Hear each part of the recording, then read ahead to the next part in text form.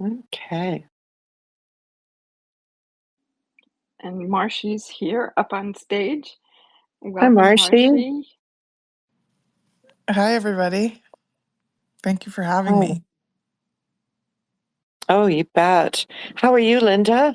Nice to see you. Yeah, hi, I'm doing well. I forgot that the Oilers are playing their last playoff game right now is against Vancouver, maybe. So I'm going to be going back and forth between the game and our Thursdays. Well, it's hockey night in Canada, so it has to be. It's all right. Yeah, All is forgiven. My brother is an Edmontonian, so he is there next you go. door, Well, no that's doubt where I watching. live. Good. Um, is Peach back? I'm I back. think so. Uh, all right. Are we going to wait a minute, or are we going to do housekeeping, or what do you want to do? Yeah, let's go ahead and get going on housekeeping. All right. Yeah, we just usually do this up front because we're here every week. So try and consistently address a few things. As far as spaces, the Dollhouse was live this week. That was excellent. So hopefully they're coming back to do some more of that. If you don't know them, where have you been? But anyways, follow Kit or Edie. Amazing space always. And L Squad, Sundyke, having lesbian spaces, always wonderful. L Squad's German space.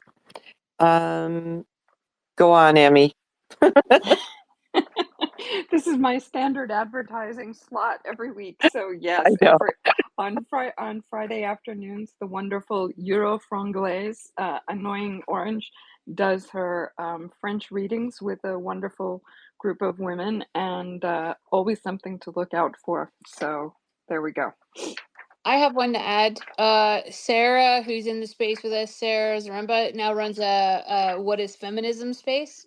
And she had our lovely friend Claire today, our stats queen, really, really digging deep into how to fight this from a feminist angle. So Sarah's running her weekly space as well. Excellent. That's great. Welcome, Sarah. Yeah, events too. I mean, got to talk about Kelly J going to Oklahoma. Special shout out to Ali Schneider for being making those arrangements, and just to all the women who went and all the women who spoke. It's one of the few that I've not been able to see live. I did watch it after. Geez, I love those things.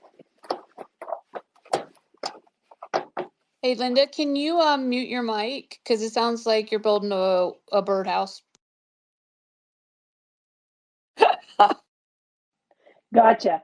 And if you're going to bring a birdhouse, you have to bring one for everyone. That is the rule. And organizations, I got to give the Red Tent props this week, as always, but a special shout out to N.A.A for helping us in Canada combat the Rainbow Week of Action by making us the Turf Pledge. That was so brilliant. I was so pleased with it. Still throwing it around everywhere that I can. So many of us joined and did it. I see Maureen. I know Linda did. Some of the other women from Cosbar. What an amazing idea. She is a force of nature, Arnett. Gotta love it. Our duty, Aaron Friday was doing the final push for California. Anybody who didn't sign or needed to get that in, I think today was the last day. Another amazing job. Our duty Canada, talking about again the June 3rd day off school. I think that's all I got. Anybody, Peach or Emmy? I just wanted to say that it was really, really great. I just want to take a moment to appreciate how unchaotic the Lit Women Speak was. that we could hear everything that was being said. I think there was a couple times that people drove by and maybe have said something, but compared to how it usually is, no. So I just wanted to take a moment and say it was really amazing to hear every single woman's story. And I know there was women there, it was their first time, and I'm just really proud, and like this new spark is in me that's been building. I think that I am, and this will make Maureen happy, I'm considering boots on the ground, but it will be boots in the ground disguised as something because it's not safe for me to be out there. So, but that is something that is now becoming a desire I cannot ignore. And after listening to some of the women who it took everything in their power to be up there, yeah, I'm definitely heading that way. So that's all I had to add, and that I'm really excited that we're here and we're going to be talking with Marshi and Linda.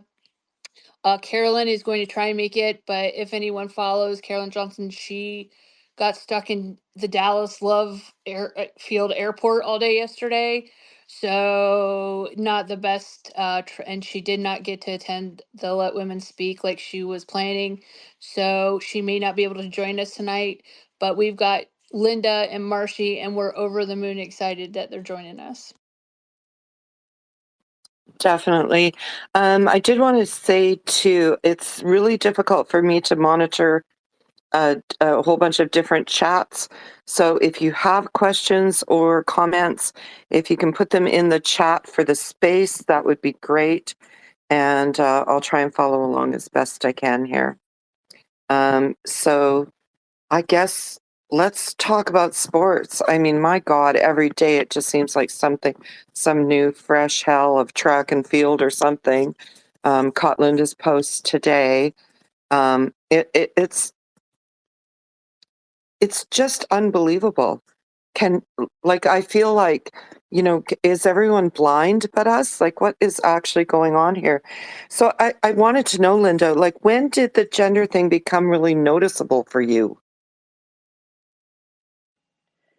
Oh, I would say that for me, it was around 2018 because at the time I was president of Track and Field Alberta, Athletics Alberta, and I was at national meetings and they were saying in Canada, this is now the new rule. You have to allow males to self-identify, men or boys to self-identify into girls' categories in the women's category. And it's like, I was just floored. I was like sitting at this table thinking, are you crazy?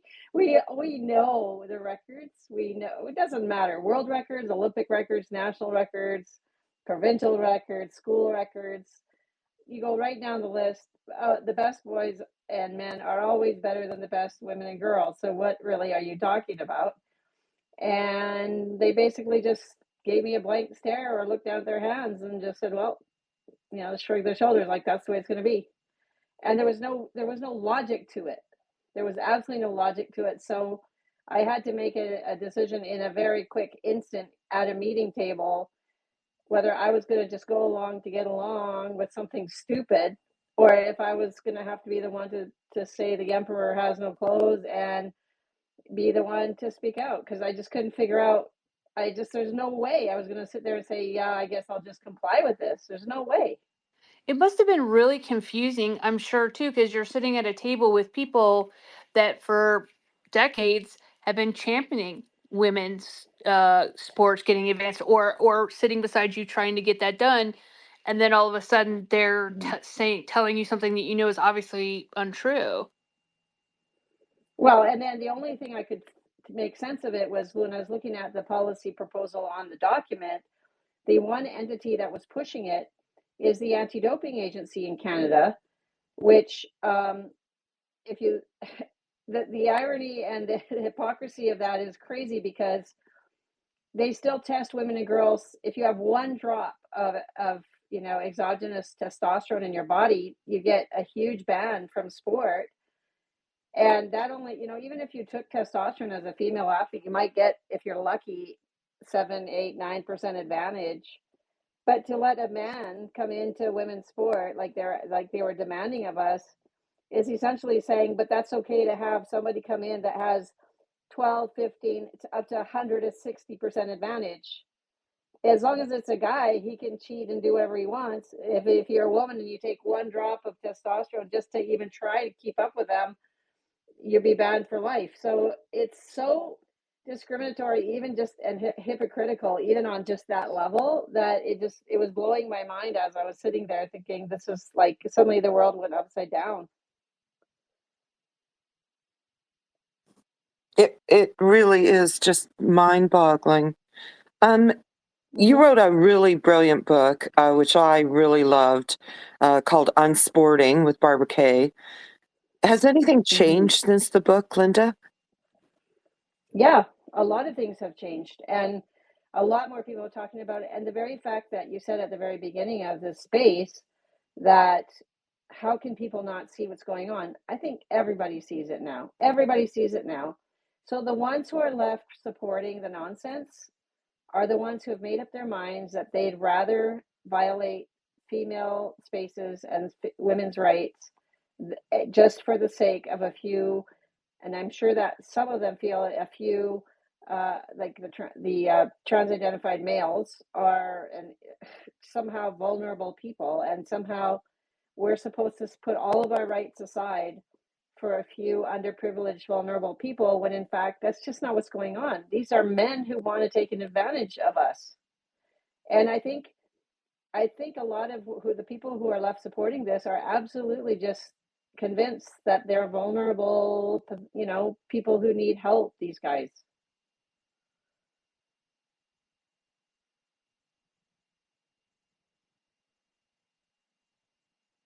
Yeah, it just is really nuts. I mean, for me, what I've noticed is it just seems to be growing. The number of men, the number of sports, the number of the amount of publicity around it, the backlash against women and girls who are standing up for themselves. It all just seems to be coming to a head of some kind. Yeah. Can I just say one more thing? Because I just should have added. The thing is that I think we're hearing more about it because people are now able to talk about it. I had private emails galore when I wrote the book from parents saying, yeah, my little girl, 9-year-old girl, had to play against a little boy and it wasn't fair. And when I'd say to them, you should just report this and we should be able to talk about this. Oh, no, I can't afford to lose my job, blah, blah, blah. I think in Canada, and I'm assuming everywhere, when the woke people had the upper hand, a lot of people saw it happening and they couldn't say anything. So I think we've got a couple things going on here. We've got more people who are like Leah Thomas, who are entitled males, who want to take advantage and get into the limelight, because part of the AGP is to get the attention. And so even if they're getting attention because they're cheating, they'd love to be in that limelight. So that's growing. But also the amount of reporting is also growing.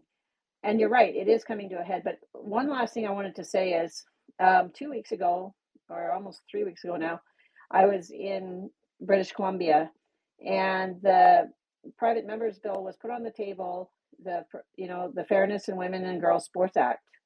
And of course it was voted down. But the point is, it's the first bill in Canada that has been put on the table in any legislature. It's kind of like, about half of the US states now have the state governing bodies have incorporated legislation.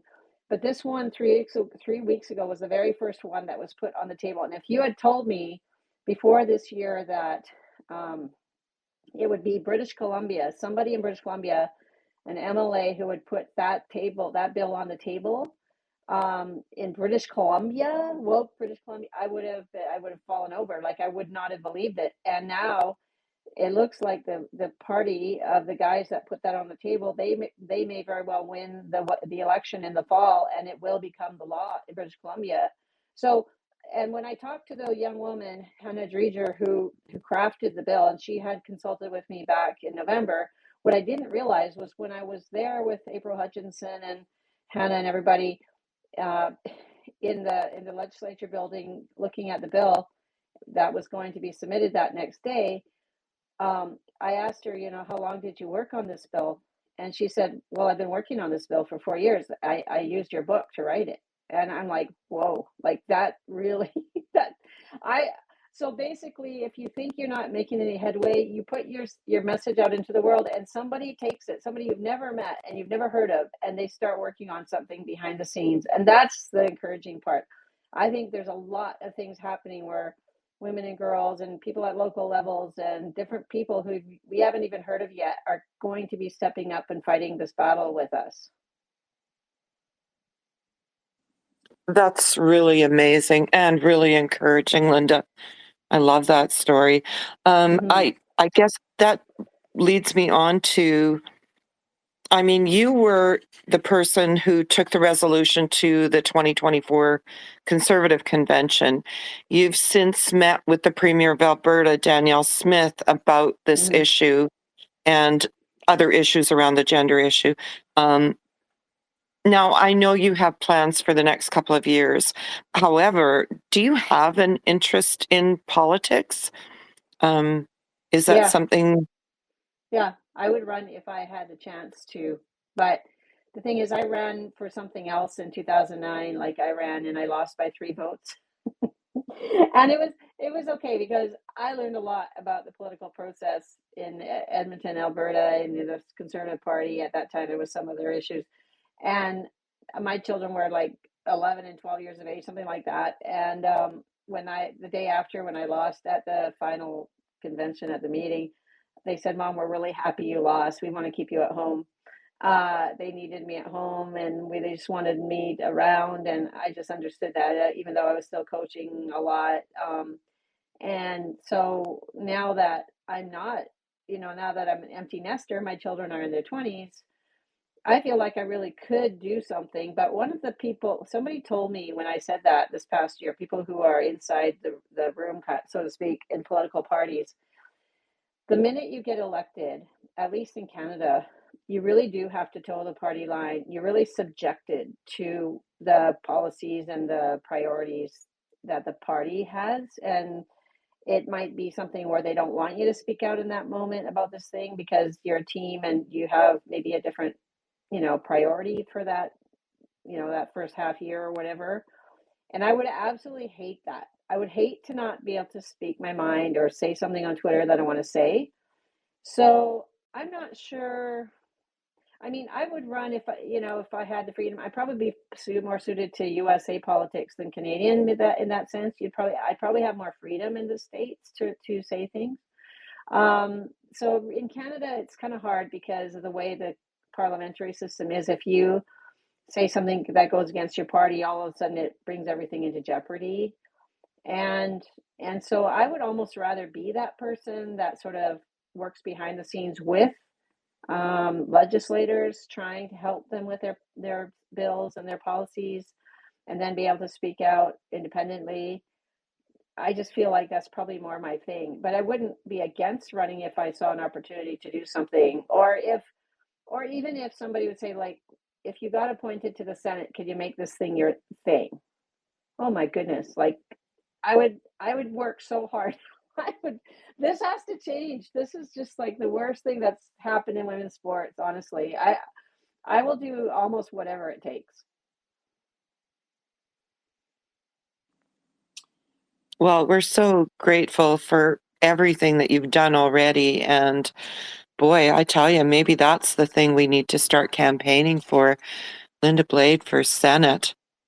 That would Yeah, be that would be a amazing. lot more freedom. I would have more freedom in the Senate. Yeah.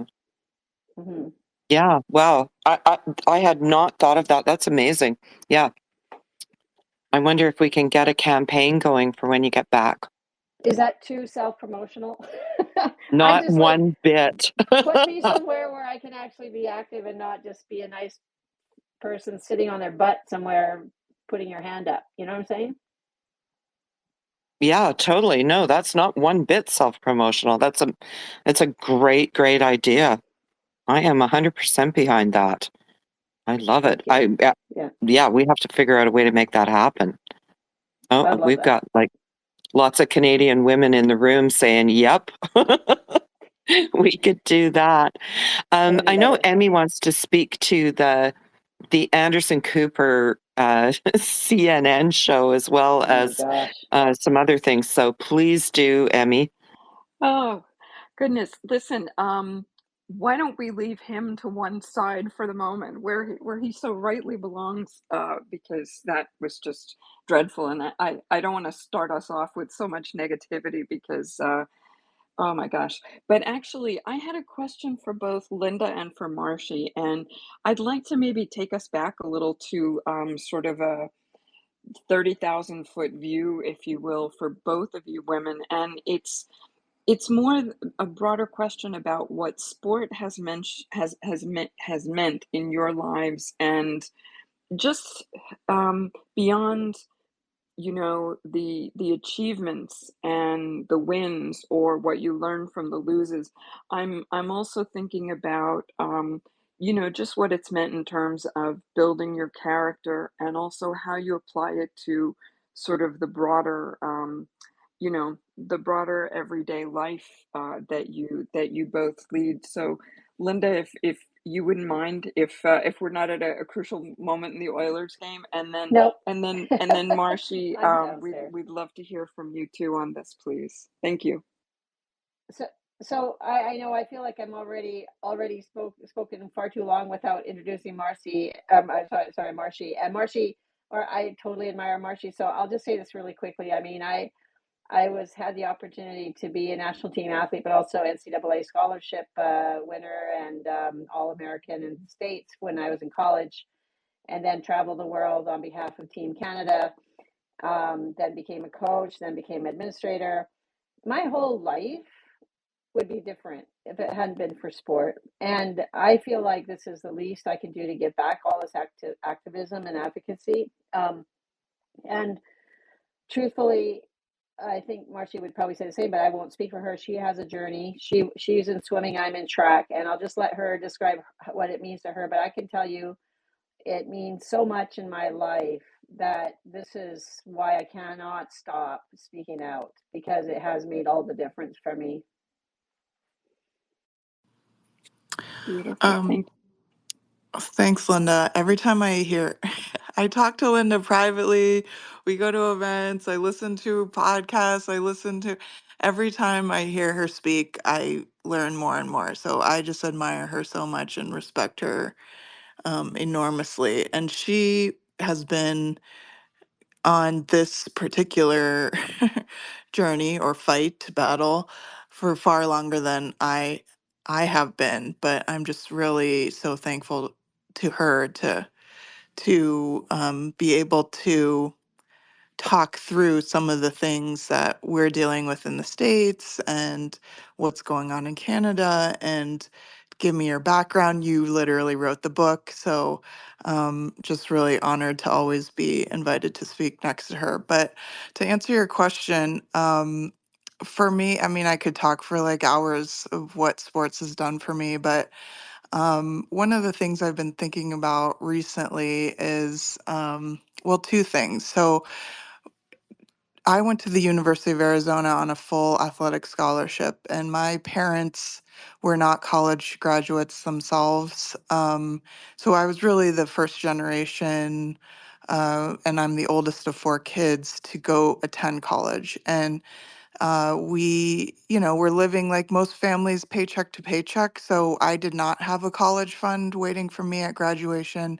The sacrifice that my family made to continue my swimming career through high school is what eventually allowed me to attend higher ed, the first in my family. And then my brother became the captain of the men's team 4 years after me.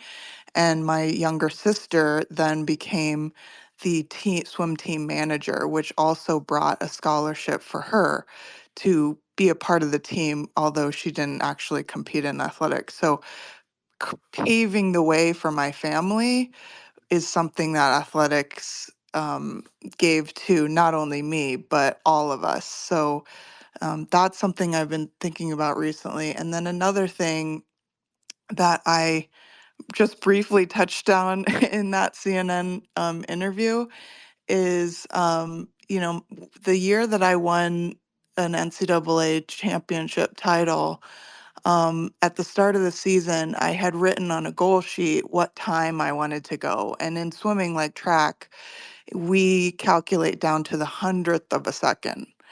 And so I wrote down the time that I wanted to beat because I wanted to break our school record. So I wrote down 52:82 on a piece of paper at the start of the season, wrote meticulously kind of how many kicks, how many strokes each lap.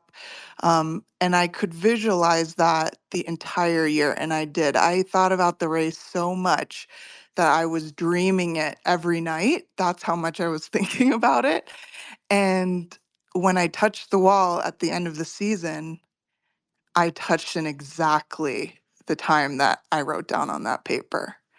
And so from that moment, it was life changing in a way that it, as I think, as a person, but particularly as a woman, to feel like there is absolutely nothing that I can't accomplish, because look at what I was able to do when I put everything in me to achieve it. And so from that day forward, it brought, through my career, with family, with life circumstances, things that inevitably, sorry, get thrown in your path. Like I had learned when I was 20 years old that I can do anything I want to do. And so that, I think, has helped me so much to get to the place where I could even speak on a space like this. I can go on a stage and talk to a crowd of people. I can meet with some of the most influential politicians and sports leaders in the world because I learned a level of confidence through sports that it's just indescribable how important that is to me in my life. And so I want that for my 8-year-old daughter. I want that for all the girls coming up in sports right now, every young woman, every masters athlete. Um, I want every woman to be able to taste a bit of that, because that's something that sports can deliver, and has delivered to me. So when Linda says, I'm willing to do anything, I'm right there with her. I'm willing to do anything, almost, to to to make sure that women win this fight for women's sports, because in so many ways this is so much more than sports, as you all know, on this space. It's so much more.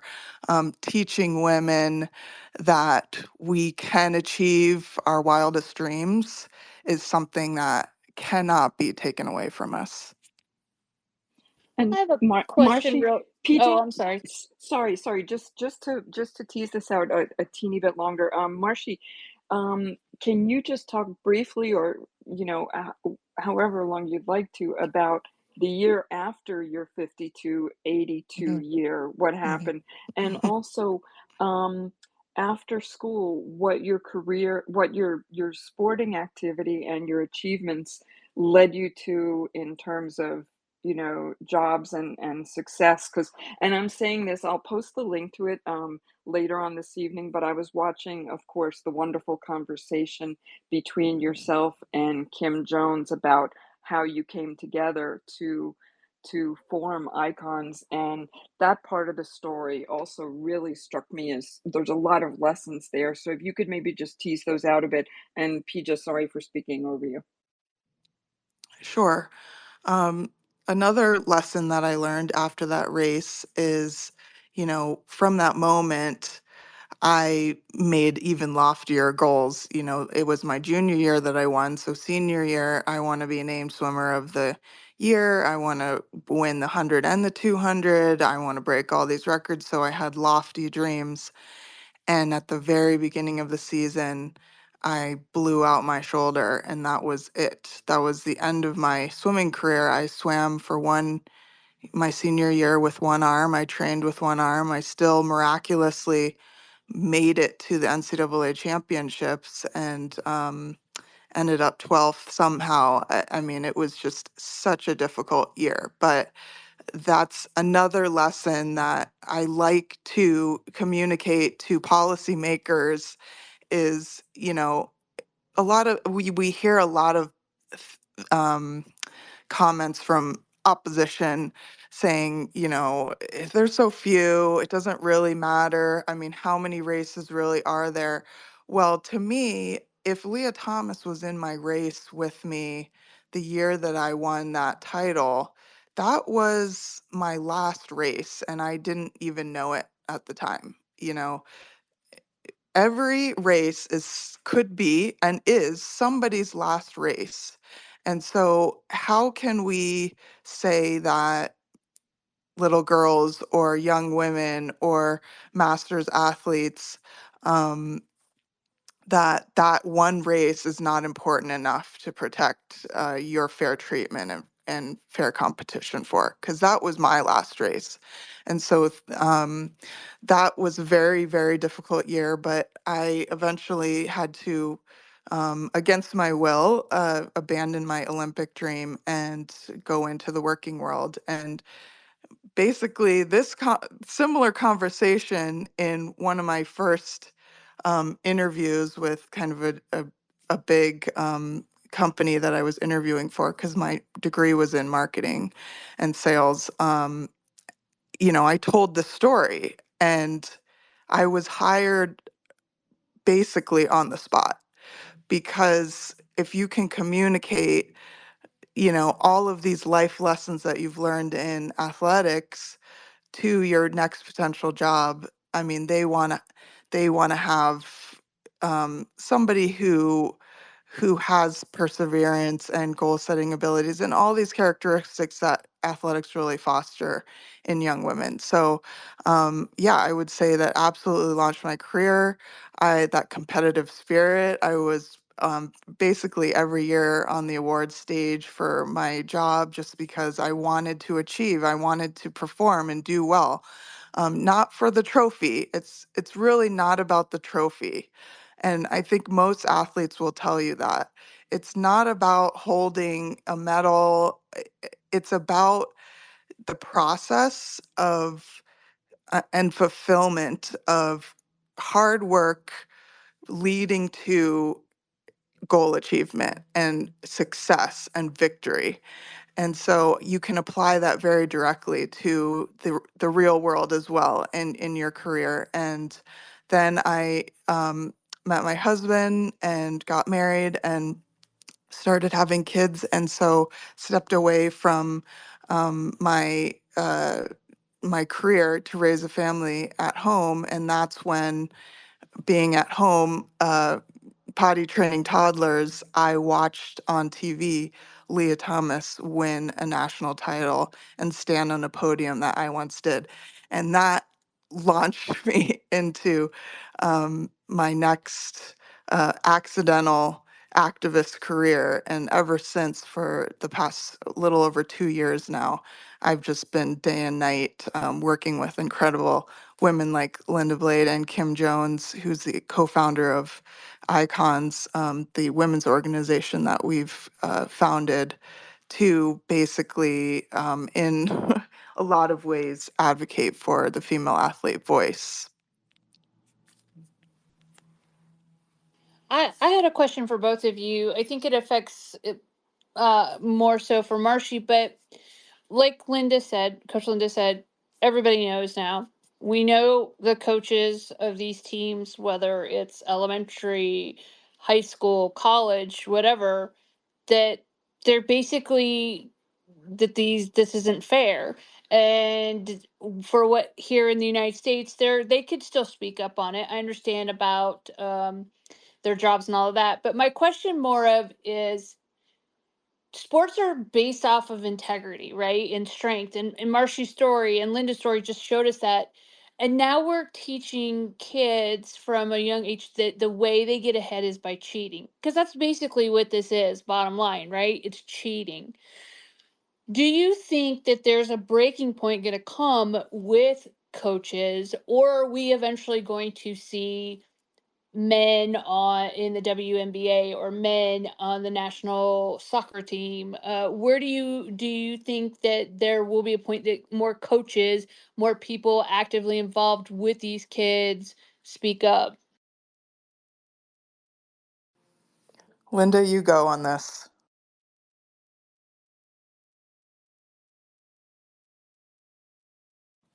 Or they might have just scored a goal. I don't know. Yeah, Linda, Linda may be watching hockey. she she's the coach, so I'll let her chime in when she's back. But I every single day I see more and more people speaking out. I am disappointed at how few coaches are, but also I want everybody to understand that just because someone doesn't publicly announce it on Twitter or go on the news to talk about it doesn't mean they're not advocating behind the scenes, because we have sent just I don't know how many hundreds of letters at this point. Privately, have had a lot of private conversations. There are meetings with athletic directors going on that we hear about, that we're involved in.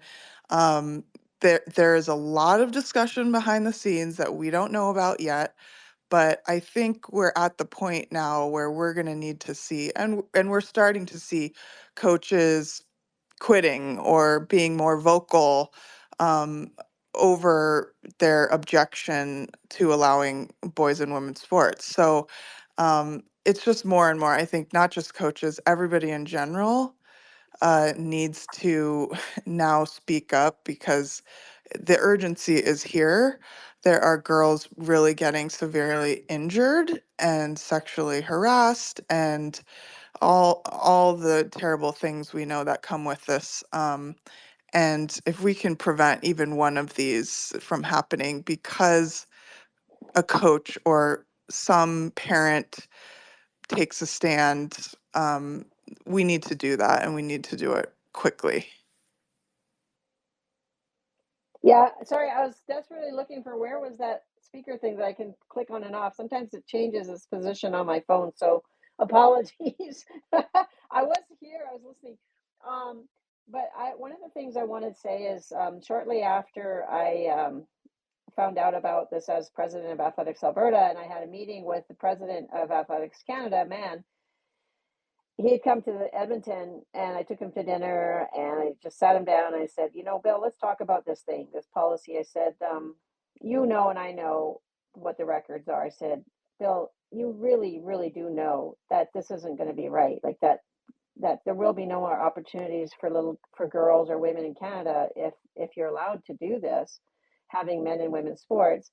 And he kind of sort of sat there and had a kind of a semi smirk on his face, kind of like, and I said, so you don't really have an answer for me? And he goes, well, like he didn't know what to say. And I said, well, I know what you're doing. I said, you're afraid that we're going to get sued by trans activists and that our insurance can't handle that. I think that's what you're thinking. And I said, but think about it this way. If you have one or two men in our sport, and there's going to be way more women and girls who are put out and excluded because of that.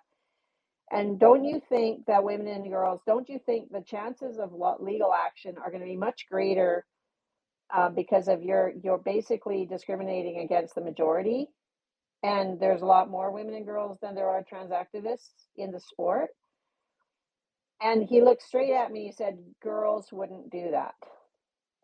So he was assuming, and all of them make these rules assuming the girls won't fight back and we won't say anything and we will be the nice people.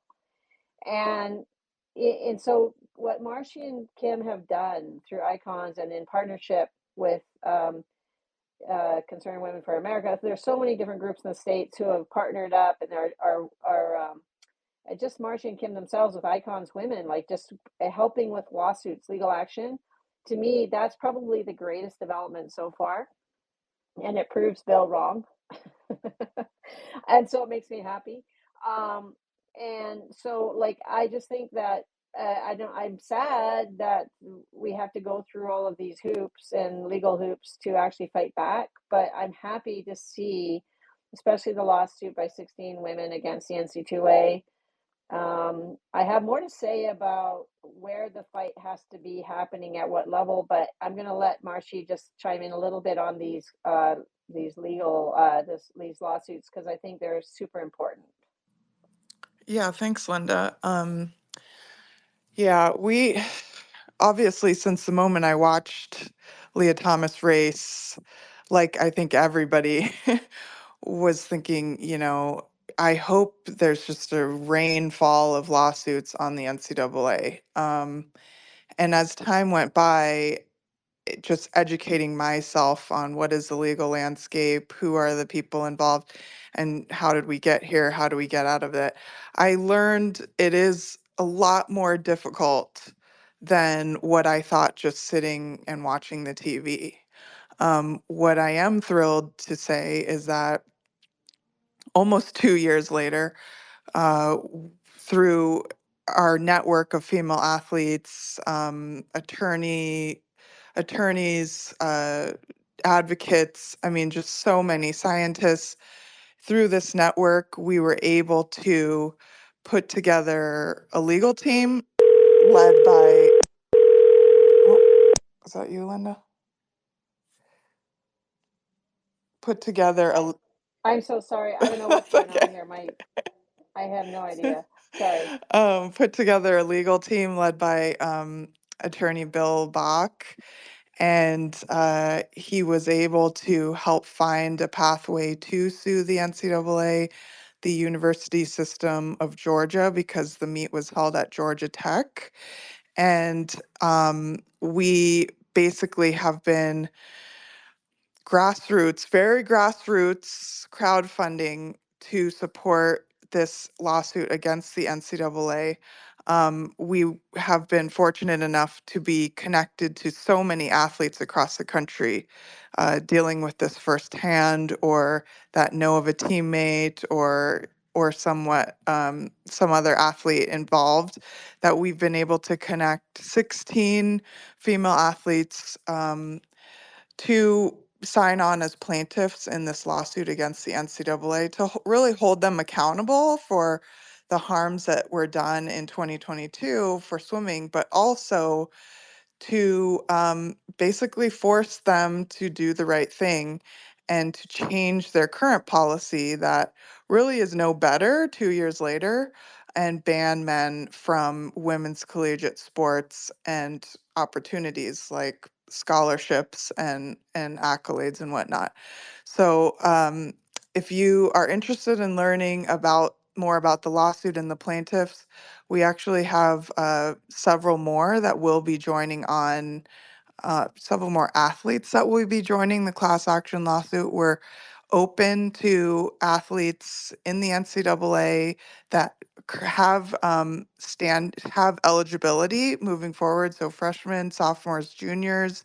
If you know of athletes who you think would be great candidates to talk to, please connect with us. But if you go to the website, takeonthencaa.com, you can read the full complaint, you can hear interviews, recent interviews, you can meet all the plaintiffs that are currently on the lawsuit, and learn more about it. But it's really an exciting and promising legal venture. I mean, it's sad, Linda, that you're absolutely right. Like, it's going to take force against their wills to write the right policy, and we need to start seeing more and more lawsuits to hold all of these sports governing bodies accountable.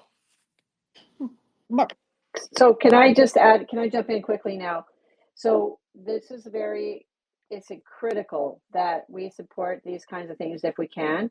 And one of the things I was going to say is I want everybody to think about the basically three levels of sports. So you have the international level, which is the Olympic Committee, and then the sports federations, and then you have national groups like the NC2A, USA Track and Field, Canadian Track and Field, Canadian Gymnastics, Canadian Soccer, like the national level sports admin. And then you have community and provincial or state level. And what I've noticed in the 5 or 6 years that I've been advocating is that it's almost easier.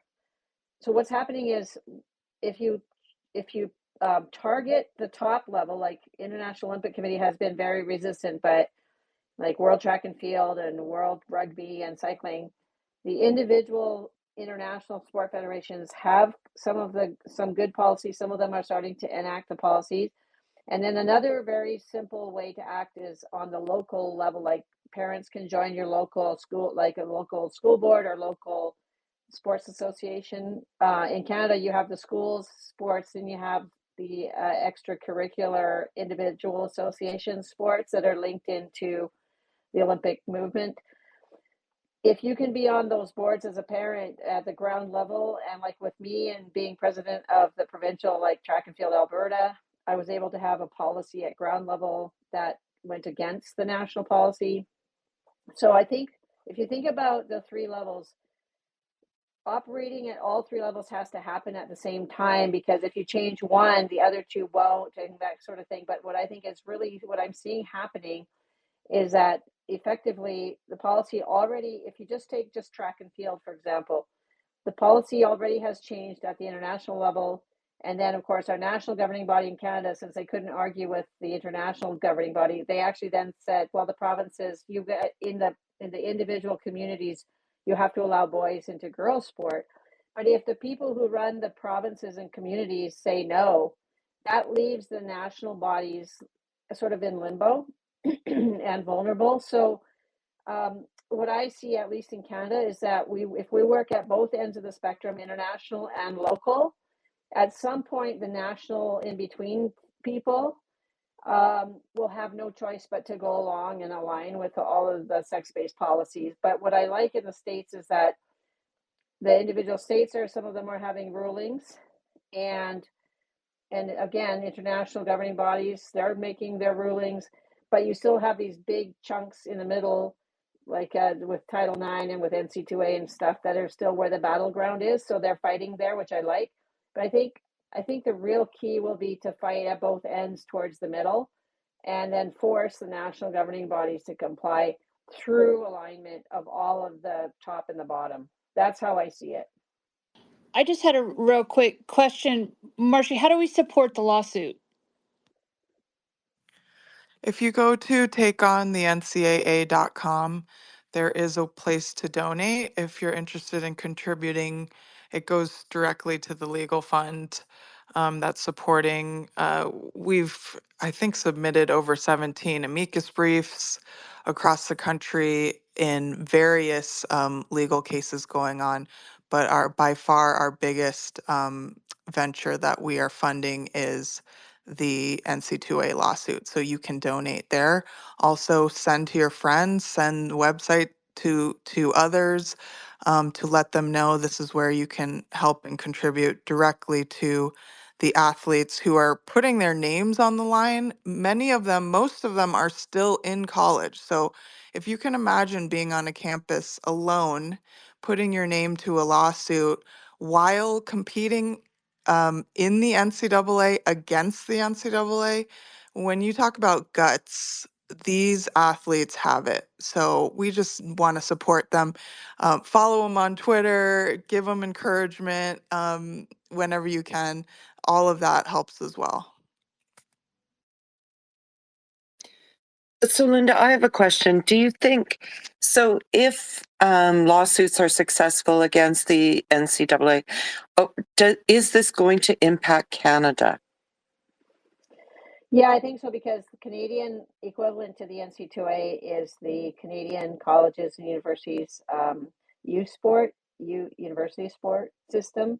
And they were the first to instantiate the woke policies. They were the very first. And because, of course, universities are woke and they have the DEI departments, and it's all the people on the boards that just went ahead and tried to, virtue signal by putting this policy forward, but way back in 2018. And so I think the more that exists out there, as far as the lawsuits that are happening, if the NC2A is forced to change its policy, and the international sports are changing their policies, pretty soon the message is going to be very clear. And then, of course, ultimately, the key is to get the politicians to change the laws again. Like, I think that, again, like I said, in British Columbia, there may be a very peculiar outcome to the election in the fall, which would suddenly launch this tiny party, which is the Conservative Party of BC, is already leading in the polls. And they only have two people who are sitting members right now. I mean, when we met, there's not even an official office. We were meeting in the boiler room at the bottom of the legislature building. But they're already leading in the polls. So, I mean, to go from like 2 seats to, a majority, whatever it is, 57 seats, I'm not sure how many, but that will be amazing. It'll be like a turning point in Canada. And of course, like Alberta has been doing things, having signals, and then of course the politicians in Saskatchewan and New Brunswick have done things like about notifying parents about changes of pronouns and that sort of thing. I just think that everybody has to do what they can do in their sector, and the political sector, of course, ultimately that's where the laws come from, and I think ultimately those are also the people that have to be engaged. So we got a lot of work on our hand. It's like all of society just shifted, and we have to work at all these different levels. But yes, please, by all means, support this the lawsuits that are happening in the States, because every athletes from all over the world, including me from Canada, we all go to the States and benefit from that system. And it's massively influential, massively.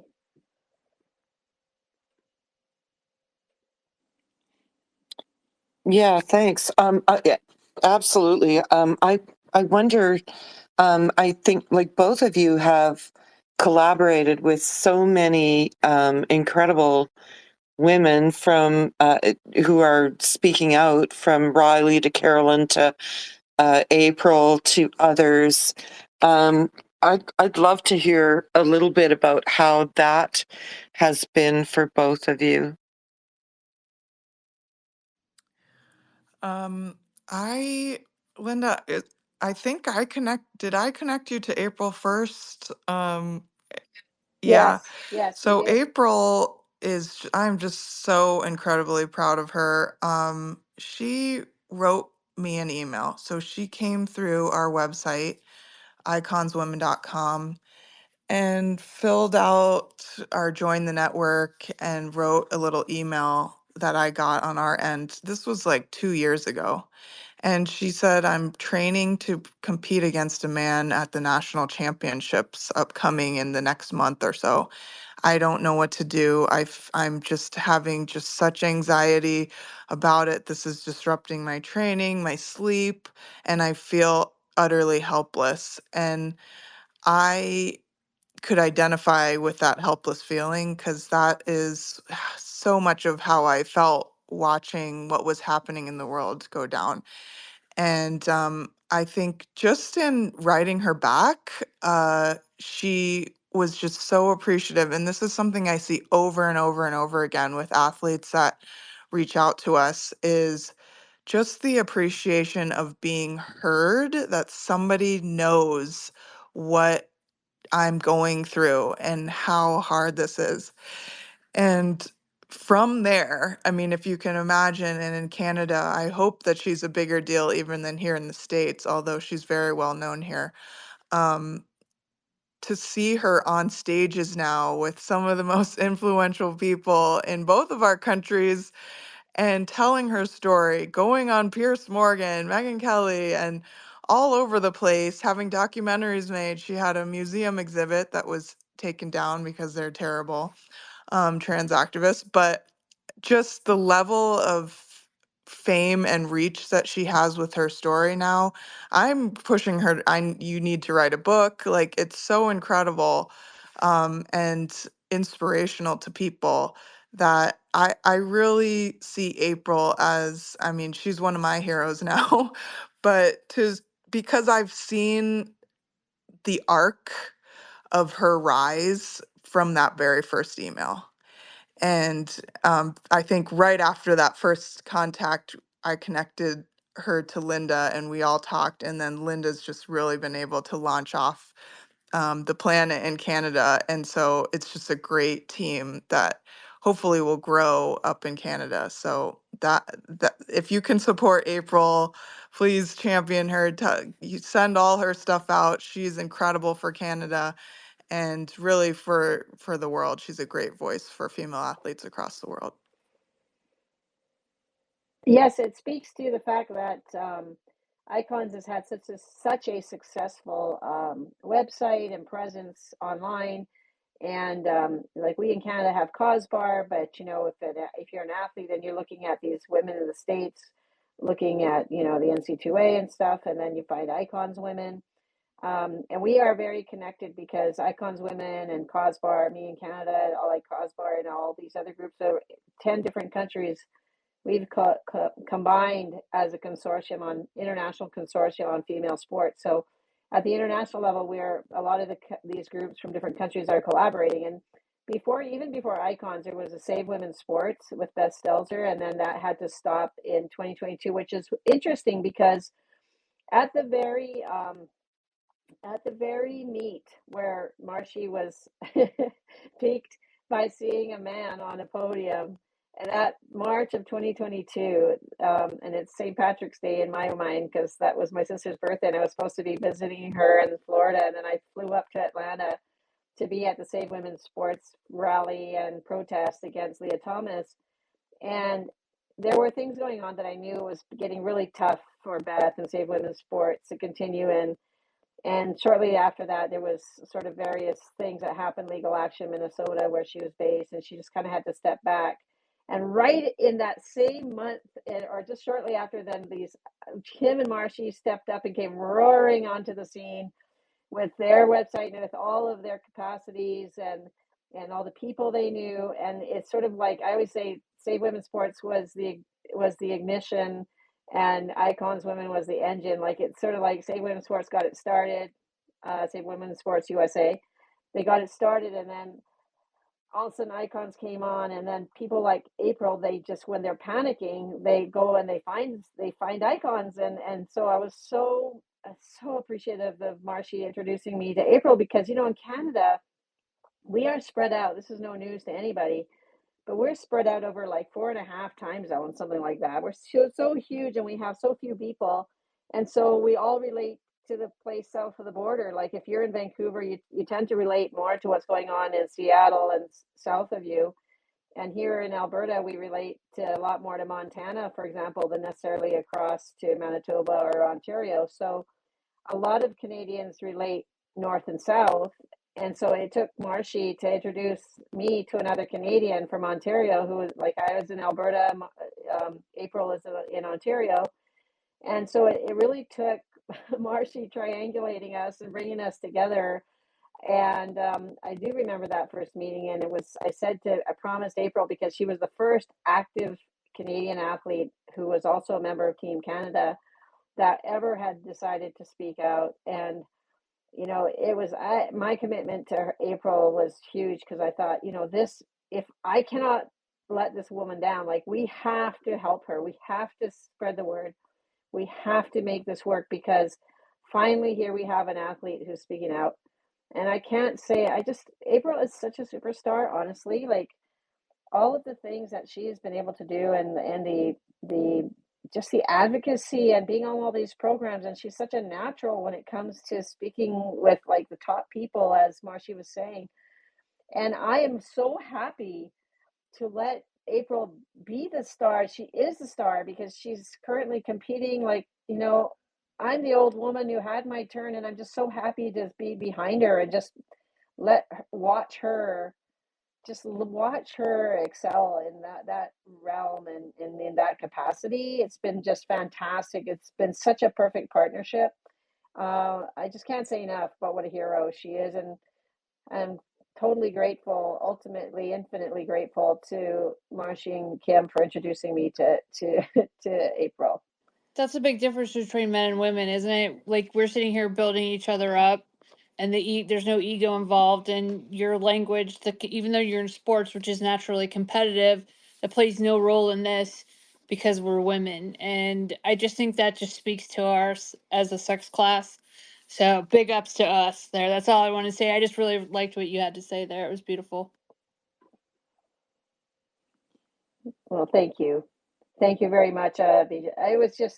It's just been amazing. I just can't say enough. So grateful every day to be in this struggle with so many amazing women like Marshi and Kim and April and all of you, like all of us, whoever does anything, like on the ground, all my colleagues in, Cosbar and all the work we're doing behind the scenes there. And it's just, there's so many women involved that, a lot of the women in the movement in Canada have legitimate fears about coming out and being public, but everybody's still working, pitching in and doing what they can.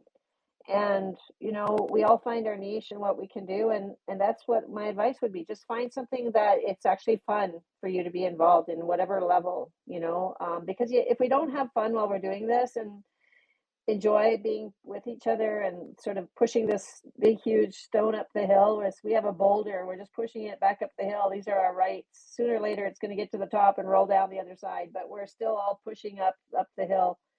And so we have to just find it so that we're happy warriors, because if we just get too down in the dumps and say, oh, it's all bad and it's never going to change, no, it's not true.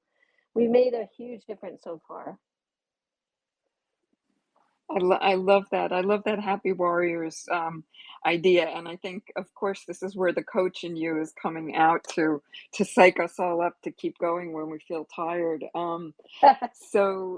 Actually, but Linda, because you touched on something about April's many appearances in the media, I want to turn then um, to Marshi on the question of the CNN, the whole truth as it's titled, episode on the fight for transgender athletes or whatever. And I shared in the nest and also in the bubble down below, sort of the rant that I went on after watching it. I watched it a second time to take notes, and because it really did, the thing that struck me, of course, was how little time they spent talking to women about these concerns. And of course, it was infuriating. But on top of that, so the two men that were profiled got four times as much time as women completely. But the great thing was, Marshy, you spoke so eloquently and you were calm and you were professional. And it was interesting because I thought also it seemed like part of what CNN was trying to do and how they produced the piece was, these two brave, valiant men trying to colonize into women's sports were, it was all kind of soft focus and emotional music. Meanwhile, the women, we're organizing, we're at conferences, and, we're speaking our truth very straightforward. But anyway, I think it's great that they did include you, even if it was, given short shrift compared to the dudes. But Marcia, I wanted to ask you just a little bit of the background on that. Like, how did it come about?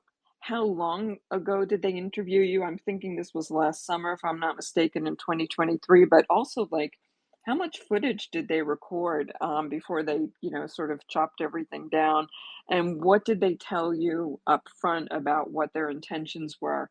And then I just have a follow-up question to all of that. But if you can just, yeah, just tell us a little bit about the experience from your side, what it was like, please. Sure. It was both a fascinating experience and terrifying experience, to be honest. As someone who's never really been in any sort of show business, entertainment news, nothing, um, it was definitely high anxiety because I knew the intentions of CNN were not going to be good. And so they actually contacted me, and it was a director contacted actually Kim first, maybe through a different athlete, but she was in the process of trying to find someone to speak on camera. And as far as what they told me it was going to be, it's going to be a documentary on women's sports. That's it. So I found out it was an Anderson Cooper special the week it came out. Um, but so I was really completely in the dark, which obviously elevates anxiety about it. But they contacted us probably the fall before this conference last summer. So this has been a long, long time in the process. And I was looking at the timeline as when they were interviewing, I think it was Ember, the softball playing guy. And that was October of 2022. So they've been working on this a very long time. And uh, as far as I did a phone interview, Kim did a phone interview. They said they were talking to many other people, but they told us, which I absolutely believe, that so far nobody was willing to really be on camera on CNN on our end. So female athletes, she was asking me for help in finding who I could connect her to in order to represent the female athlete voice. But if you can imagine, we did not want to deliver anyone into the lion's den. So I did not want to put any female athletes in that position. Instead, what Kim and I talked through extensively is should we, shouldn't we, pros and cons. And ultimately, we said, well, if they really want to platform a voice on the female athlete side, I guess, we're willing to burn at the stake ourselves because I don't want to give them a female athlete that they could potentially burn to the ground. And they were having difficulty finding that person, anyways. So uh, I agreed. The week before the conference, the director asked if she could fly the whole crew actually to my home city to film an interview and then go with me, travel on the airplane with me to Denver to film our conference behind the scenes. And so I agreed literally days before they were going to do this, even though I was overwhelmed, is like an understatement, trying to put this 3-day conference together. But again, I just kept talking to Kim and talking through with my family. You know, we have never been able to reach this audience before. They never cover, CNN virtually never covers female athlete stories. They never cover our perspective. They rarely, I think one article, they have done a print on our NCAA rally last year. And so one of the things that Kim and I decided is like, we are not reaching this huge swath of audience. And I know because we talk to liberals, independents, conservatives, people around the world, that the majority, regardless of their party, recognize that women and girls deserve fair competition. So we said, if we can just reach the audience so they know we exist, maybe we can reach even one athlete to feel like I'm not alone. And so decide, okay, yes, you can come. So flew out, I would say I interviewed for over 3 hours. And I'm a sweater. So it's just, I'm sweating. I'm hot.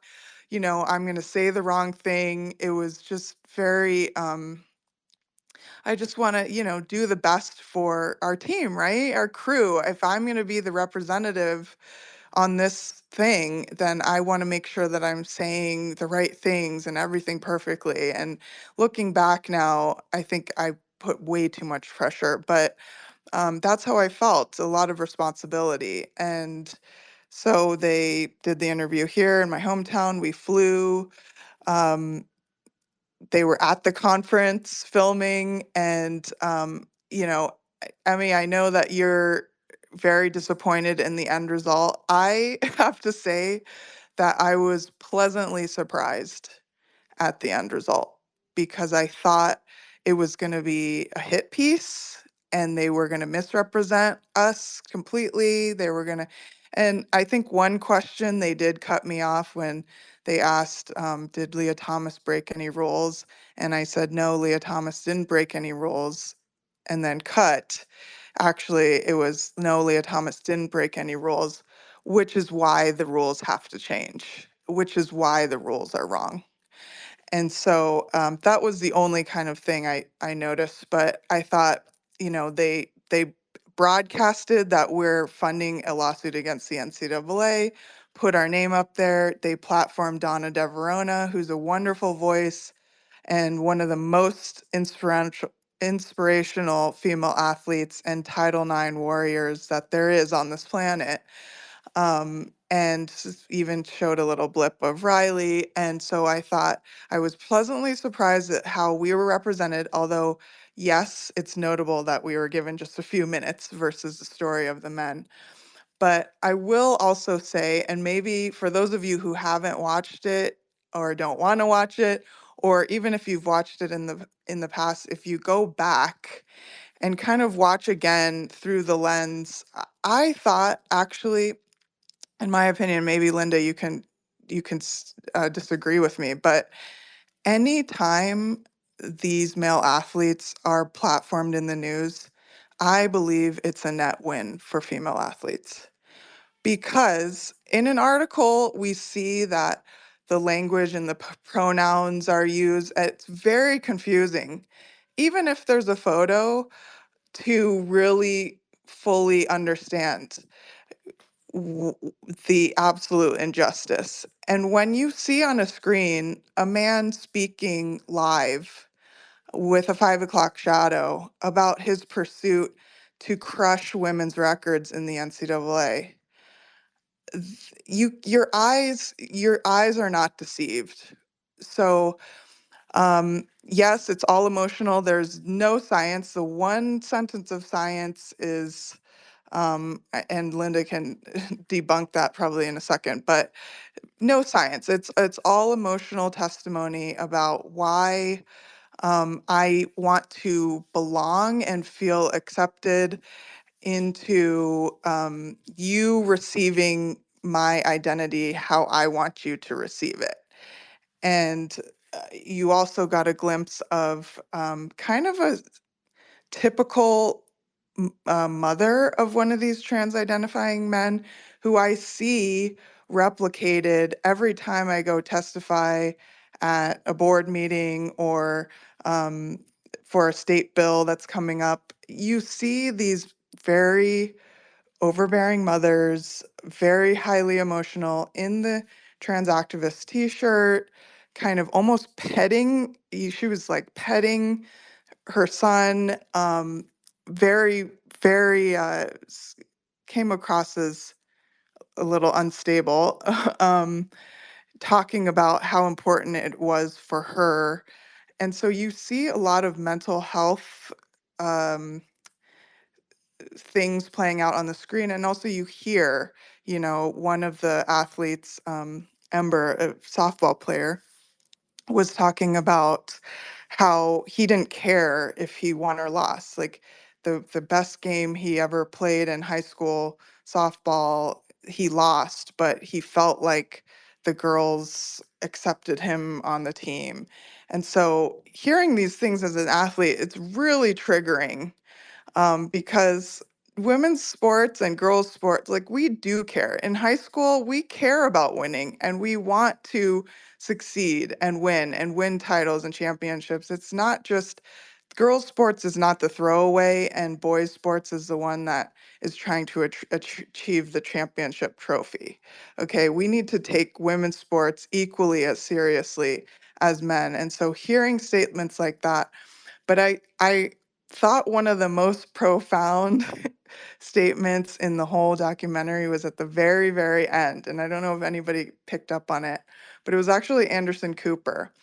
And even though his name was on it, had a very short intro and then a very short conclusion.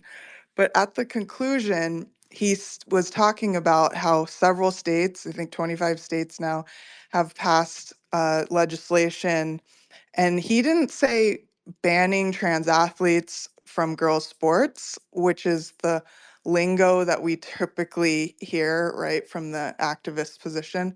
He said they had denied athletes the choice to compete in whatever category they want, which was fascinating to me because even if the CNN audience hears that for the first time and thinks, huh, maybe it's not about banning people from the women's sports category. It's about giving people just free access to compete in whichever category they want.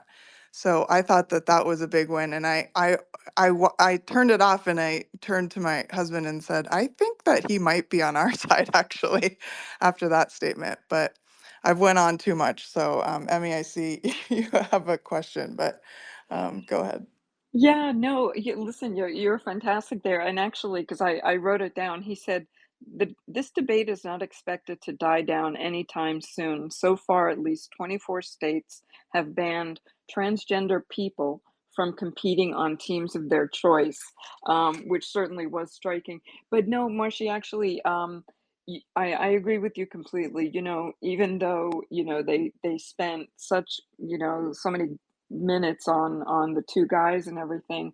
It's true. It's like what you'll see on Twitter sometimes, Operation Let Them Speak, and that sort of shows a lot of it. And also, you touched on what I was going to follow up about, which was that question, and it was the only time in the entire hour where a voice from, I guess, one of the producers or whatever off camera throws a question to you, at least one that they included. And so that Leah Thomas question caught my attention, because what it caught my attention for, of course, you've put so much more context to it now, knowing what they purposely omitted. But what struck me was the way you answered the question, because I was like, good, of course, no pronouns, right?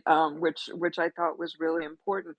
But and what you touched on about the parents, it struck me also that even though I believe in both cases the fathers are still, in the picture, there were no fathers here. It was only the mothers. And again, it was, very emotional. Like one mom, Ember's mom, had gone back and rewritten all of the Christmas ornaments that Ember got as a young boy to like have the new name, because before they couldn't put them up on the tree or whatever. It was so triggering. But also, the thing that there were two things about Ember's story that struck me. One was at the very end, where Ember talked about, I'm leaving Ohio, and even though it means turning down a scholarship. And of course, my first thought was, that's a scholarship for a girl that, that would have, well, hopefully it did go to a girl after being turned down. But it's like, so that's one scholarship being, unfairly awarded, let's say. And the other thing was where Ember said in a speech at some political rally or whatever, this is only high school sports. Winning doesn't matter. And I mean, Marshy, when I heard that, I was like, okay, listen, I was never an athlete in any way in high school. And so, I can't speak to this, but I mean, I think winning matters when you're on a high school team as well, right? It absolutely it absolutely matters. How do you even get recruited to compete in college? How do you get access to a scholarship if not developing through the process? Even high school, most athletes have to start prior to high school age. I was swimming at 6 years old. So every win, I mean, that first blue ribbon when I won at 6 years old is what launched me into saying, this is it. I love this feeling. I want to continue to do this. I want to continue to win at such a young age. So for these athletes to say, well, I'm really not that good of an athlete. I'm pretty pathetic compared to others. I've, become even worse now that I'm on these cross-sex hormones. And so now, you must accept me onto your high school team because, your high school sports don't really matter that much. It's about me participating. I mean, how insulting is that to every female athlete across the country? And right now, it's just starting to trend on Twitter, but in Oregon, there's a track and field state championships that final that just happened today. And I'll try to find it and link it into the chat here. But um, there were two races. This boy, Aiden Gallagher, was racing in Oregon. He won one, so he's standing on the podium. And even in one of our bluest states, of Oregon, there were audible boos in the crowd when he's standing on the podium and when he crossed the finish line. So that's notable. We have many friends who were there cheering on the girls in Save Girls Sports t-shirts and sweatshirts.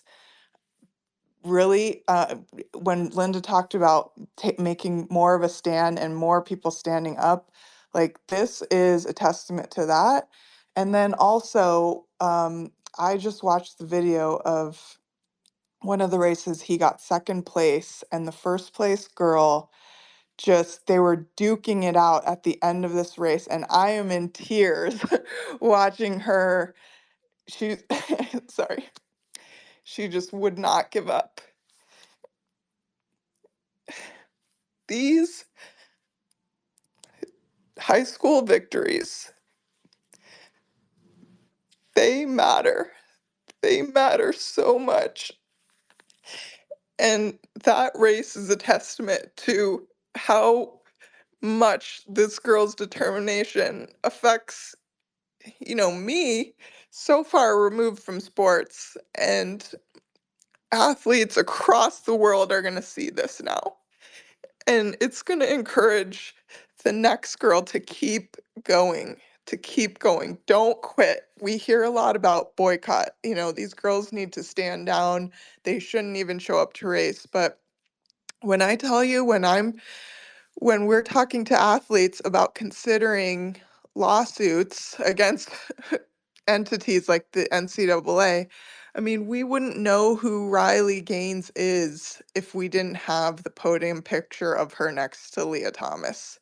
She could not sign on to a lawsuit because she had forfeited her standing to bring a case like this.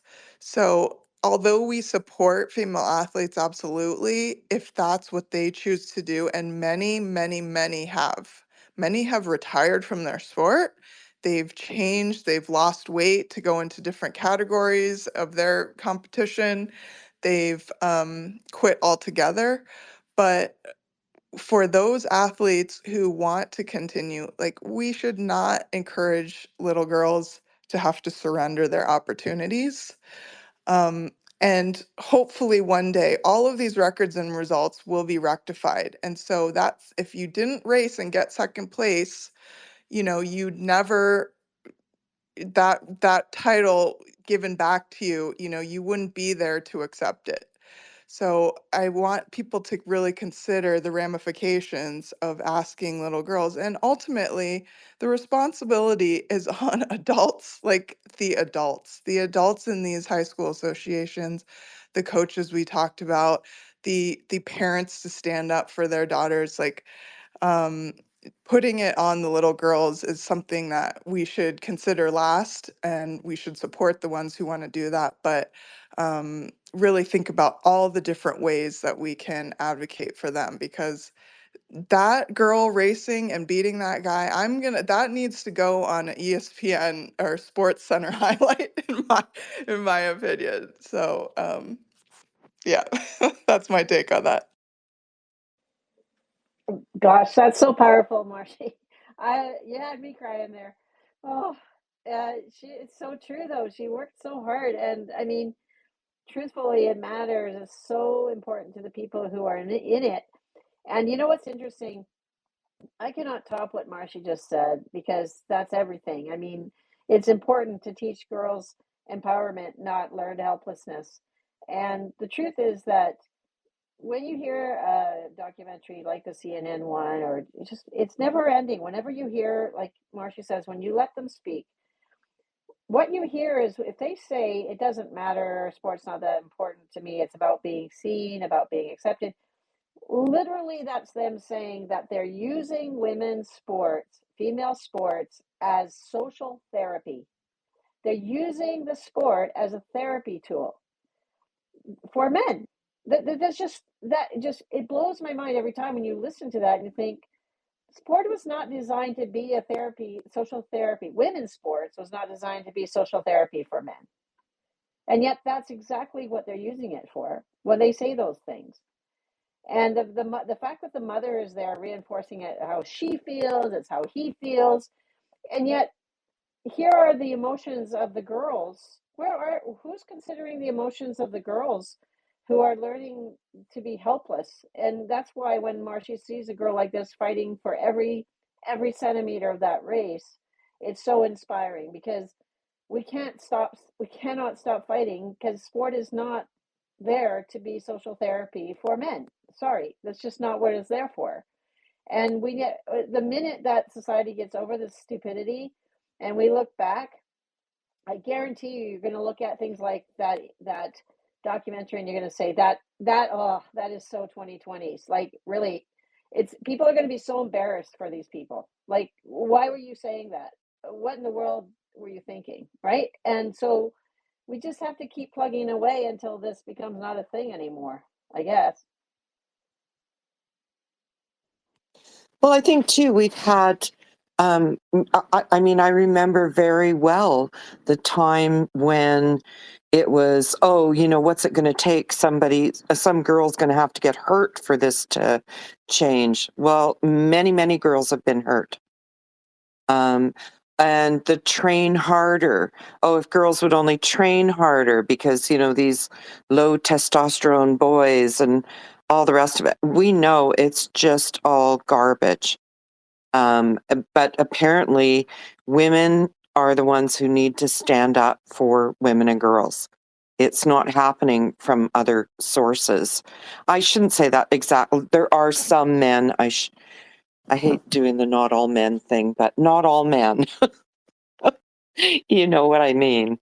But yeah, I mean, how many people do have to be hurt? And yeah, standing down, if that is your personal choice and you have your reasons for doing so, I'm behind whatever decisions women and girls make for themselves.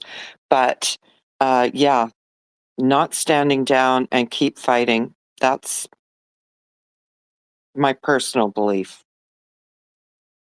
We have we're gonna open up for questions if you two ladies are okay with that.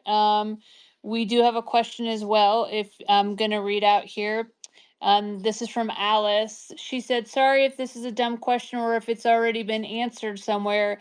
Is there any clarity about how the Title IX changes may affect states who have passed their own legislation preventing males from participating in female school sports? Yes, there.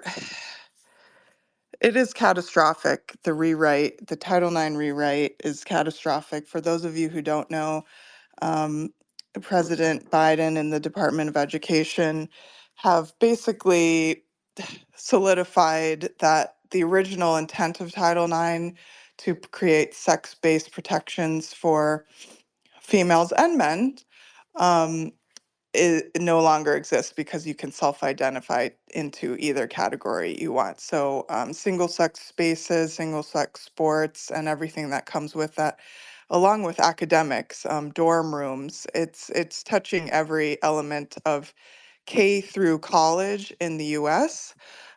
25 states have passed laws, Save Women's Sports laws. Therefore, immediately there was a conflict between state law and the new federal regulations. So we've already seen, I think within the first week of the announcement, there were 21 states that have filed lawsuits, which is great to see. The states are not going to back down. This is going to be a fight, but unfortunately, in the meantime, this confusion and chaos is going to ultimately end up with girls continuing to be hurt and harmed in sports and in single sex spaces. Um, but I have not lost hope. It was a dark day, but this cannot stand. It's just, it can't. It's unsustainable. Once the Supreme Court ultimately weighs in, we're confident that women will win because we must. And I don't know, Linda, if you have more to add to that, but Well, you cannot sustain a lie for too long. And this is actually a lie that a man can become a woman, or that somehow, that somehow just self-declaration changes your sex or changes the human rights of the female person in society. It's such a lie, and it's something everybody can see through. And you're right, Marshi. It's horrific while it still happens, but I think that somebody took the lid off with all of our online stuff and your lawsuits, and Leah Thomas did that all on his own to some degree. I mean, the lid is really has been taken off the paint can, and the paint spilling out, and you just it's so different than it was 6 years ago. Everybody sees it, everybody knows, and even those who are pretending to be in favor,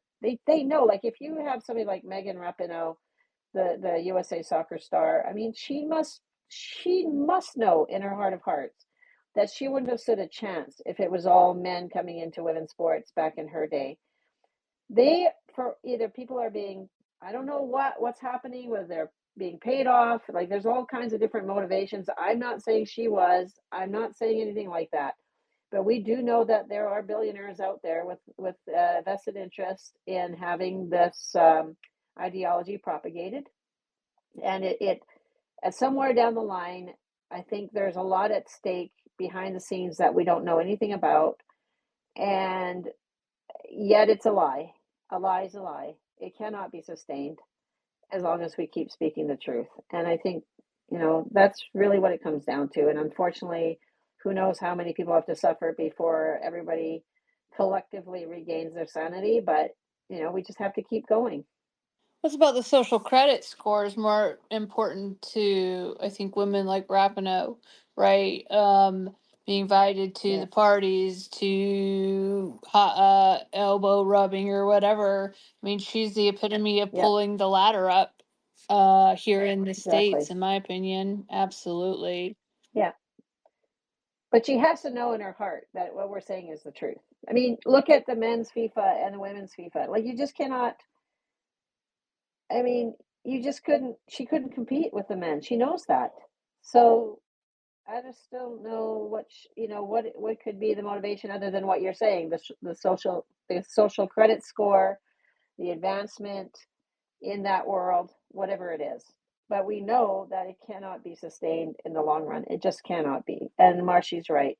We'll just have to keep plugging away until it gets right again. But we have to put it right, and somehow it will get there. But we have to believe that. Well, it's mind-boggling that they're all out there over the past month about the pay gap, right? And about and it's like it just makes my head explode that the words that are coming out of their mouth, and it's like, oh, is it in the news now because now men have a seat at the women's sports table? It's just like everything else. Oh, we didn't want to study menopause before now until men started claiming they can have menopause kind of thing. And it's crazy. I just don't understand how they can say that, because it completely is against what they're trying to sell to little girls that look up to them, that those little girls should be okay with a boy coming in and cheating, and that we have little girls in pee-wee sports that know nothing but having boys on their team. Those little girls are out there, and that's absolutely devastating. Yeah, and those girls see that the top women, we're going to have the Olympics this summer, and as far as I know, there aren't necessarily going to be any guys, but we don't know for sure because you never know till the last minute and you see the team lists. But the thing is, you're going to see those little girls who are being forced to play against little boys. They're going to look at the Olympics and going to see that every single woman on that team is female, and why can't she have the same thing? So they're not even being fooled either. So I just think, the truth is there for everybody to see. And, I think that sooner or later, this whole thing has to crumble in on itself. I do have to just give Rapinoe a little credit though, because a couple years ago she made a famous comment, show me the evidence of all these trans women dominating women's sports. And I will say, when I read that, I took that personal. And at the time we heard this never happens, there are so few, this never happens. And one of the real objectives that we're trying to execute at Icons is to build awareness on the reality of what is happening right now. And we do that on social media. If you follow our Twitter, it's icons_women. We have a YouTube channel, we have a Instagram profile, and we are exposing the races, videos, the testimonies of female athletes competing against these boys. And so I do have to credit Rapinoe a little bit for putting that challenge in front of us. Because that alone, I think, has helped push the needle quite a bit, because people can't deny what they see with their own eyes. That's such a good point. That's such a good point. When people say things like that, and we step up and we're ready to show them, it is, and that shows the competitiveness in you, Marshi. I love it. Linda, actually, since you touched on the Olympics, that prompts a question I wanted to ask both of you. And this is maybe not so much from an advocacy point of view, even, but just that, for a lot of people, the Olympics really is a big event to watch over the weeks that it plays out over the summer. So with the summer games coming up, is there anything in particular that each of you is looking forward to or looking out for, or maybe I'm making an assumption there, but anyway, I'd love to hear both of your thoughts, and also just to everyone else in the room, if you want to get a question in, please raise your hand so we can move you up to speaker. And also hello to Cosbar. We see you in the room, and hopefully your ears were burning earlier when we were singing your praises. Okay, over to both of you. Yeah, well, like I said, as far as we know, we don't have any particular male athlete who we have identified. As far as maybe Marshi has somebody, but I've been watching. But the problem is that the Olympic trials. I'm going to go to the Canadian Track and Field Olympic trials at the end of June in Montreal, and the trials happen in June, and then the team is named right after that. So it would be July 1st, and then by July 20 something, they're at the Olympic Games already. So there's only a 3-week window where we get all of the team lists with names from the different countries. And there could be a guy from Bangladesh with a female name. How would you know until you see them competing, right? So I think there are lots of questions about whether somebody will show up, and we can't know that until we see them. And that's been the problem of, even when people say girls should self-exclude, like, if you think a guy's going to be in your race, get off the track. But you don't even know, like, especially if it's a marathon, it's a big crowd, cluster of people. You don't even know there might be a guy in that crowd. How would a girl even know to step aside? Like, no, you run your race and then let the officials make their decision. Like, I guess that's the thing with it's in a lot of sports, you don't know that there's going to be a guy there until they actually start playing. So we won't know. Keep your eyes open. And this is the thing. This is one of the problems with this whole violation of the women's sports category, is that now we're all looking at each other all the time, asking questions. Are you the guy? Are you the guy? Like, the level of suspicion it raises, because especially in track and field, we have lots of women that look very manly. And it's unfortunate because if you don't have, and at least in track and field now they have strict policy, but in other sports, if you really don't have a strong guideline, then you're left with women accusing each other of things that maybe that wouldn't even be right, but we don't have the officials doing their job in, gatekeeping. Marshi, what do you think? Yeah, I'm so disappointed in the IOC that the Olympics, which was just my ultimate goal as an athlete, was to become an Olympian someday as a child. And I just remember watching every minute, winter, summer. I mean, Carrie Strug, Christy Yamaguchi, um, Janet Evans was my swim hero. Those were, I still remember sitting on the couch watching. And I just feel that the integrity has been lost and the glimmer of all of the Olympic Games is diminished, which is so tragic to me, because I love the Olympics so much. So um, I think we need to just continue to remind the IOC of who they are by continuing to speak out against the really loss of integrity of all sport. I mean, the men's Olympics are diminished when the women's side is unfair too. So every athlete is affected. But that's my take for this coming Olympics. I just Yep. I just wanted to hop in and kind of bring it in a little bit more specific, going back to the NCAA real quick. One of the things that has just stuck with me since I saw it was when Riley delivered the signatures to the headquarters, and I could not get over the fact how they would not make eye contact with her.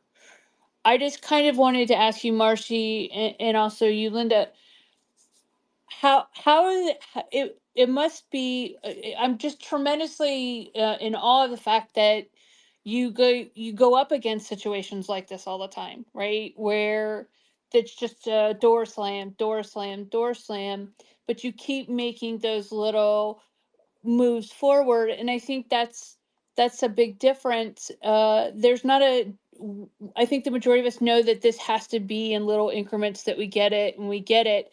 But my question to you is, if the lawsuit is successful, will it break the back of the hold that is of the industry that is just dominating everything right now? I don't know, Marshi, what do you think? I mean, I wish I could say any single lawsuit could do that. I hope. I mean, I hope. But I also at one point thought if people saw a girl get severely injured in a sport by a male athlete, that would be the end. And I've seen it several times. So I wish I could say one lawsuit could just end the whole deck of cards, that just wipe out the whole thing. I think what is nice about the landscape, the legal landscape now, is that we don't have to rely on just one because there are so many coming forward on the Title IX side, like we talked about before, to the NCAA, individual athletes. I mean, the Connecticut high school runners case is still ongoing 4 or 5 years later.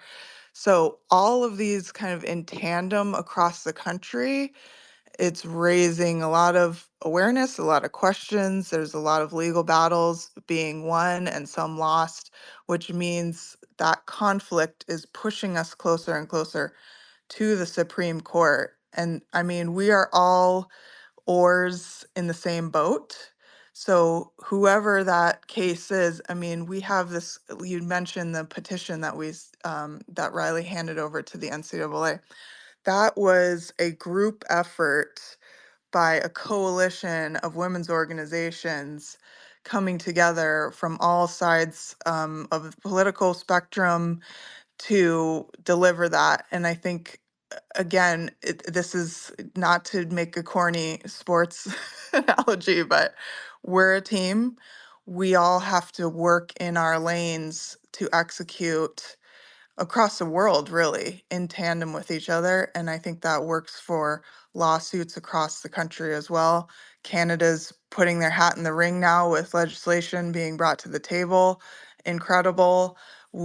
Every win along the path will push us all closer to the goal. I love it. And actually, Marshi and Linda, if I can just build on that question and maybe pull it out, since you already went in that kind of politics direction, Marshi, what I think often of is a question I heard Kelly J. Keene ask once about at least the situation in the US. And she said, do you think it's sports that would wake more Americans up to this? Because, Americans are famous for loving all of their different sports and so forth. And I'm just wondering what both of you think in terms of the US and Canada, given how much you've both traveled so much and interacted with women and men, all across both countries. Do you think that sports is maybe the sort of the wedge or the camel that'll get its head in the tent and really, collapse the whole house of cards?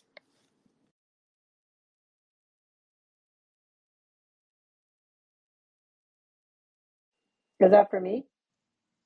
You go first, Linda. We don't know we don't know when the house of cards is going to fall down. I really do think that it's coming.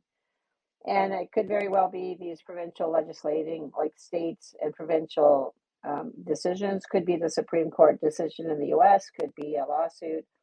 At some point, it's just going to cave in. But I would love to. Can I just share a story? And then I'm probably going to have to leave. But I want to share something about what happened when I took this to the Conservative Party policy convention. So trying to enter the political world.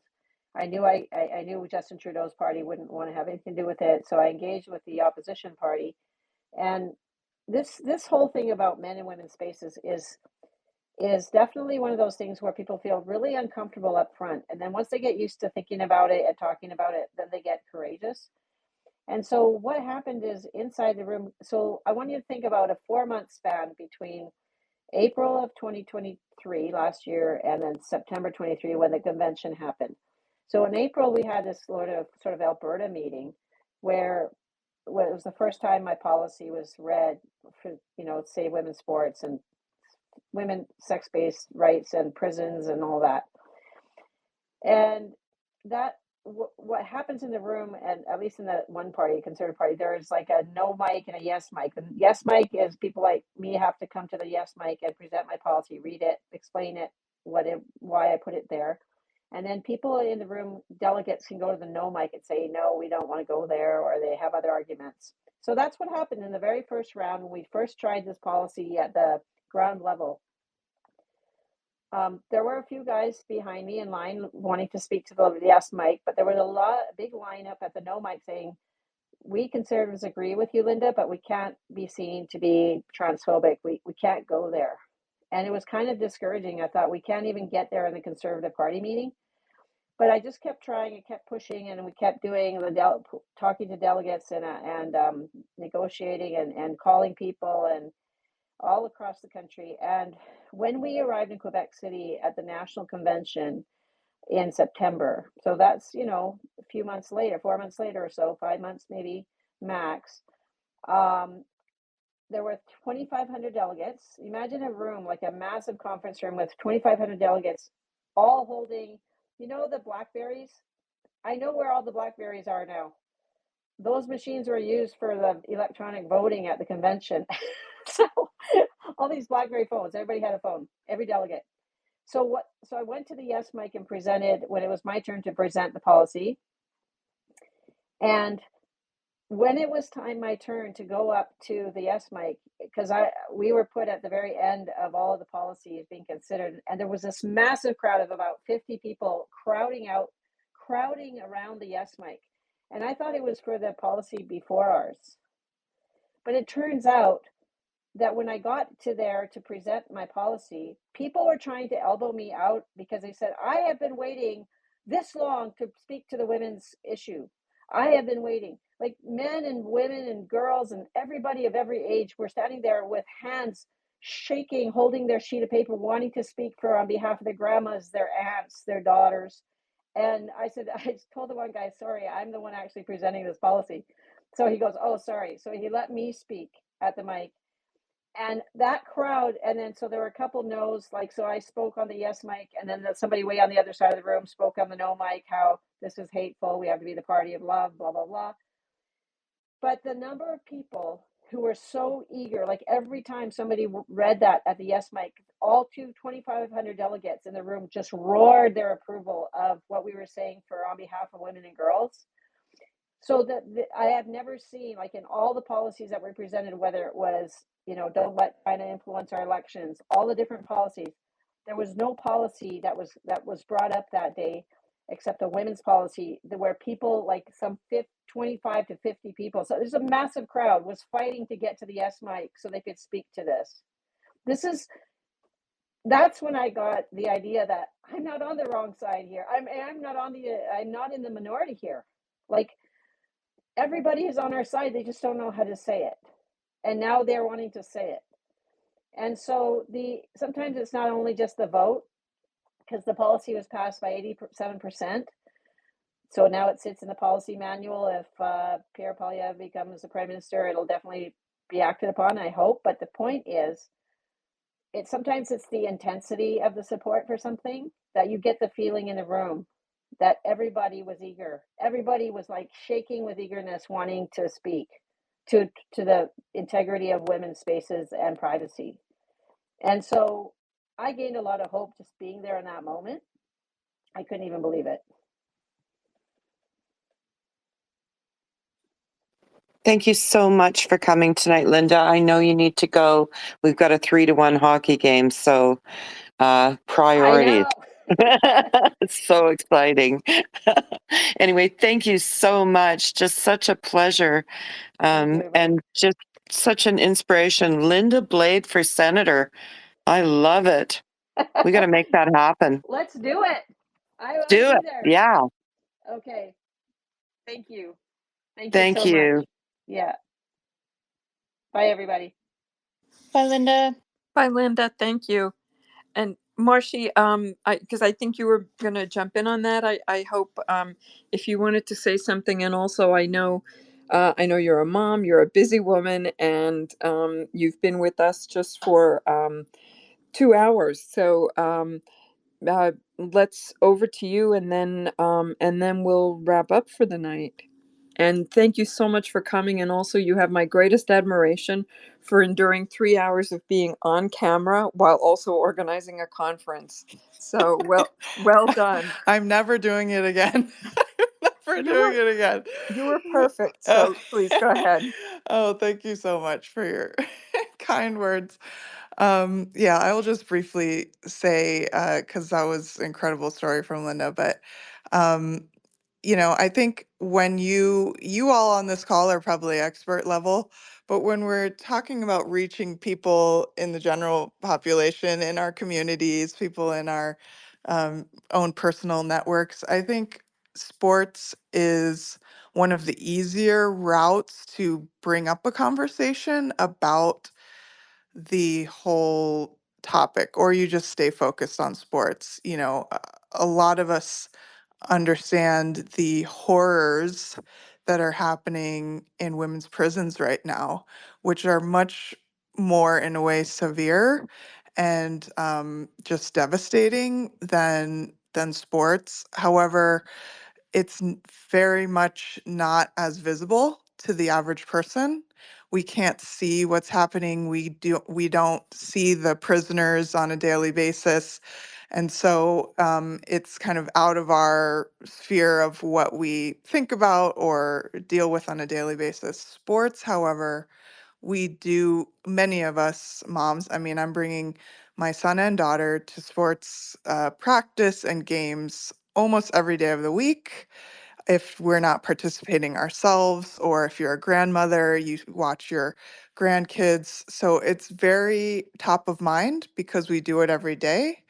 And so it's kind of a more easy entry into talking to people about the general topic. If you ever get to some of the more nuanced backgrounds, and I mean, there are so many different topics, but I encourage you to proactively talk about sports because there's always some race, as we're seeing right now in track and field, some male athlete participating almost every day now that's being reported across the world. And so it's a way to start the discussion. And I think this all ends, just like Linda just said, when everyone talks freely and openly about the injustice of it all and how women are being harmed. And once that happens and we can express ourselves freely, we understand that we're in the majority here and everyone recognizes this. We need our laws and policy to reflect that.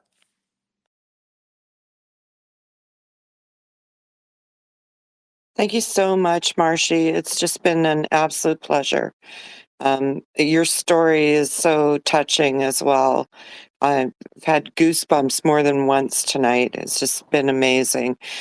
Everyone, please support Icons in their mission to sue the pants off everybody, because that is going to make some change.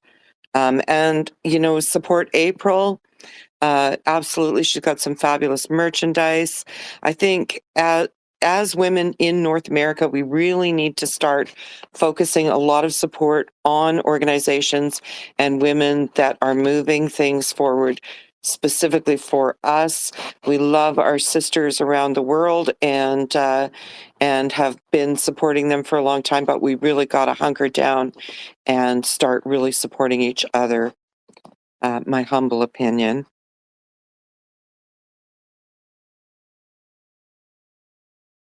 If I could just say one thing, if I could make one request of Marcy after she just gave us her time and her heart, and thank you for sharing with us that pain. It was, we all felt it as you were watching that girl win, and then the joy of it. Um, we want to hear more of these stories. We want to hear from these girls affected. Any girl that or young woman that wants to tell her story, whether it's with us or you guys doing your own spaces, we're desperate to hear these stories so that we can then when we are peaking people, we can say, hey, I heard this girl and this is what's happened to her. So if I could just make one suggestion, request, whatever, let us hear more of their stories, because we would love for them to see how much we support them as well. And I just appreciate you and Linda so much for coming. I appreciate my co-hosts as always and our amazing audience. And I'm gonna turn it over to wrap it up. But yes, thank you so much. Thanks, Pija and Marshi. Really, you're an angel for having joined us for 2 hours and really opened your heart. And also to echo what Pija was saying, we really did our best to support Amy Ham with trying to get things trending with hashtags and so forth, especially during the last final days of her tribunal and so forth, and the same with Sal Grover. So as any of the NCAA cases or anything like that come up, if there's anything we can do also to help try to shine some more light on it, we're delighted to do that. So please just reach out, and we're there. So thank you so much. I'll just say one more thing, and that is if you want us, if there's something that you need to get out very quickly, if you use the hashtag women tweet, we will retweet it immediately. We started a couple of weeks ago. It's been quite successful at getting things going really quickly without a lot of discussion. So hashtag women tweet, and we will be happy to retweet anything. Thank you so much again. Have a great night, everyone. We'll see you next week.